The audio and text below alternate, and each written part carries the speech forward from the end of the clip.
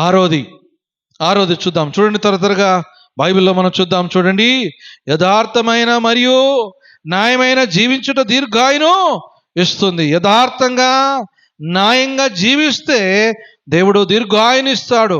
చూడండి, ద్వితీయోపదేశ కాండము 25వ అధ్యాయము, ద్వితీయోపదేశ కాండము 25వ అధ్యాయము 15వ వచనం, 25:15 వచనం.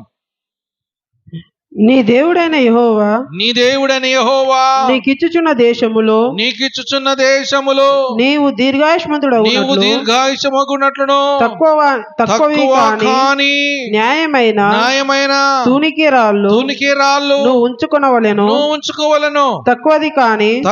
తక్కువది కాని న్యాయమైన తూము నీకు ఉండవలెను. ఏ విధంగా తూకాలు ఉండాలంట?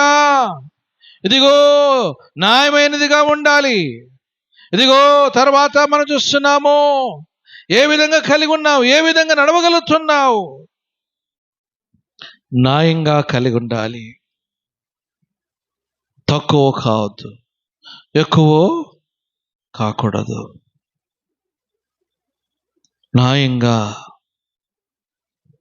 న్యాయంగా కలిగి నీవు న్యాయమైన తూనికిరాలను నీవు ఉంచుకోవాలను. తక్కువ కాకూడదు. నీ ప్రార్థన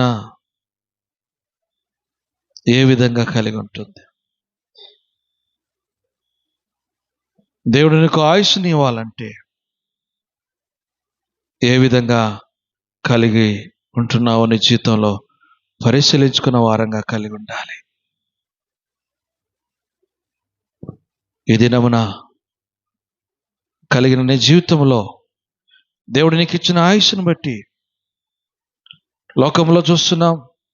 లోకంలో ఎందరో మన కళ్ళ ముందే చనిపోతున్నారు, మన కళ్ళ ముందే నిద్రిస్తున్నారు.